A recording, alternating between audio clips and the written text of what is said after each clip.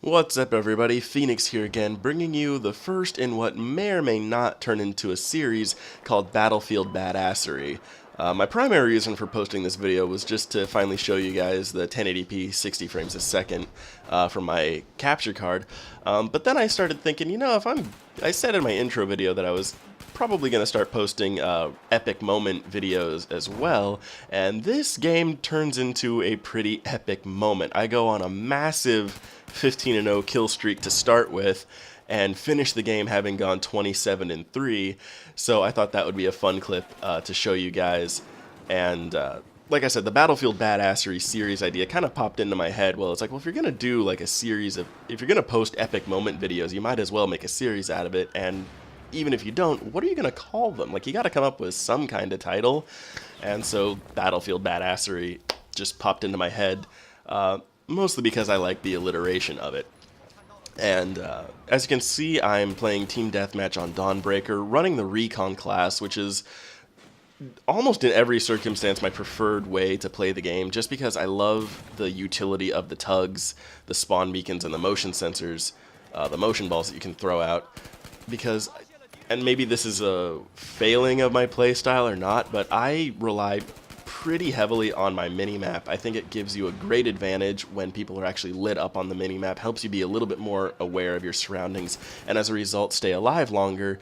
And I noticed in the previous game that I was playing that I wish I'd recorded, because I managed to go 31-3, but nobody on my team was throwing down motion sensors or tugs or anything like that, and so I thought, well, fine, I'll do that myself in the next round. Just because when nobody's showing up on the minimap, I feel like I'm playing blind, and more often than not, I'll find people do that anyway, so I sometimes like to run assault, but I just couldn't take it in this game, so I took it upon myself to go recon. And you'll also notice, well, before I actually start talking about my loadout, this moment right here, I almost felt like crying because I didn't think I'd be able to repeat my performance from the previous game, but then Sir Medic comes along and picks me up and freaks me out because, oh my god, I've only got 20 health left, no rounds in my clip, and I'm about to die because people are shooting at me. So I kind of hightailed it out of there to stay alive. And I saw people on my minimap here, so almost emptied my clip into him, switched my pistol to finish him off because I know that 4 rounds wasn't going to be enough to drop him. And Variety Snipes, you'll see that name again because, as you see, I took his kit to kind of stay alive and stay in the fight, since in Team Deathmatch, anybody who runs support, almost none of them run with an ammo box. And this right here is exactly why I wanted to save this clip and show it to you guys, because I had to maintain the kill streak that I was going on, I had to start picking up other people's kits to stay in the fight, because, as I said, nobody drops ammo in Team Deathmatch. And as you can see, I'm burning through that ammo pretty quickly. I've already got I got 1 full clip and then maybe like 2/3 of one left over, and this gun just burns through its ammo. You can see I've only got 10 rounds in reserve here, so I'm already starting to think about, okay, well, who's the next guy I'm going to kill?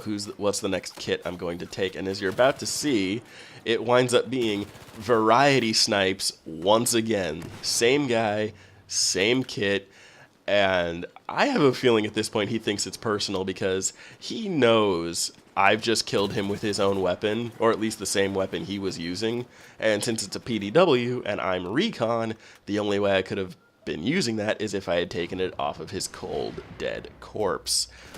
Get 1 more kill here, and I'm trying to go for 16, but can't pull it off because, as you probably noticed, I really, really suck at clearing my corners. And so now that I'm dead and have not been revived, I figure, okay, well, might as well fix up my kit to get it back to the way I normally like to run it, because you'll notice I have this radio beacon and the tugs, and normally, especially in Team Deathmatch, I love running the tugs and the motion balls, because one allows you to keep tabs on a certain area even if you're not in it with the tugs, and then with the motion balls, you can use that to kind of watch your own ass if you're out exploring beyond your front lines. But unfortunately, it doesn't help me here because I didn't throw one and get shot on the back by this guy.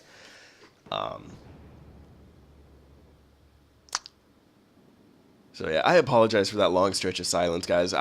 This is the first time I've ever done a video like this, so I'm still kind of getting used to everything.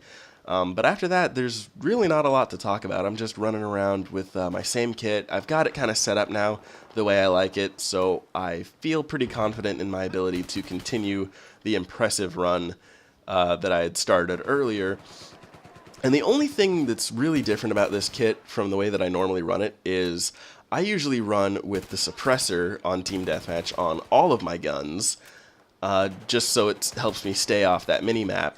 So especially considering the way that I use my tugs and my motion sensors, it very much becomes a game of I can see you, but you can't see me when I don't show up on the mini-map. But right now I'm using the flash hider, just one, because I love the way the guns sound. I got my new headset, as I've said in my intro video, and I can use that with Battlefield 4, and I miss hearing the sounds of the actual gunfire, you know, the kind of bassy bang to it, and you don't really get that with the suppressor, so I was just kind of enjoying the way the gun sounded for a change. But you'll see me later on, and I'm throwing that tugs out there because, as you can see, I'm throwing the tugs out there. I'm throwing the motion sensor out there just to kind of increase my field of view on the mini-map to sort of, you know, get a better idea of where the enemy, not just where the enemies are, but where they're coming from. And as you can see, I start to kind of use that knowledge because I know that there's one guy kind of creeping up the side right there. I saw him thanks to the tugs. I kept eyes on him on the mini-map, and he's not even aware I'm there until he actually turns around the corner. So that gave me a pretty big advantage over him. And now I'm just kind of waiting for my health to come back, and also keeping an eye on that mini-map to kind of spot out anybody who might be coming to pay me a rather lethal visit. And I got my eyes on a second target right there, and can't quite finish him off, so I'm thinking, well, I got a grenade, and I think I can throw it far enough, so let's huck it out there. And as you can see, I get the hit markers, but I don't quite get it far enough to actually kill him. So with my blueberry on the left there, I kind of decide to creep up a little bit and manage to finish him off. But once again, I am almost out of ammo. I got 8 rounds, which is basically enough for one more kill, and then I'm going to have to start scrounging for scraps again. Heading back up here to my tugs to kind of get a bit more security there with the mini-map. Waste a burst right there because I, couldn't quite get the headshot. And I don't know how I missed that, but fell back down into that little crevice there, and I'm about to pay for that. I did not know at the time that I was only at 1 health, but as you can see, I'm at 1 health, no ammo, somehow miraculously survive that splash damage, pick up another kit, and get shot in the back again. And I was a bit bummed about that too, because it looked like I picked up the Scar H, which is probably my second favorite assault rifle, second or third favorite assault rifle behind the M16, and possibly behind the M416. So now that I'm dead again, I'm thinking, well, it's the end of the game. I should probably throw that suppressor back on my gun and finish out on a high note, which I kinda did. I had fun. I didn't get a lot of kills in this final life of mine, but I had fun because of this little holdout moment I get right here. I see that fall, so I think someone's around there. Blueberry finishes them off, and I come up here and pretty much bunker down behind these little blocks right here. Get my 1 kill off of this guy because he's not really aware of where I am, and then when he finally figures it out, too late, I can still see him on the minimap. And here's where I get pinned down, but still manage to hold my own. And you'll see in a few seconds here that an engineer starts throwing rockets at us, and even though I don't know, I have a suspicion it's Variety Snipes trying to get payback on me for not only killing him twice, but for stealing his kit both times. As you can see, I get 1 kill there, can't quite snake the next one, flashbang goes off, and the game about to end on that note right there. So that was it for this episode, maybe, of Battlefield Badassery. I hope you guys enjoy, and I hope you guys like, and if you like it enough, maybe I'll keep going.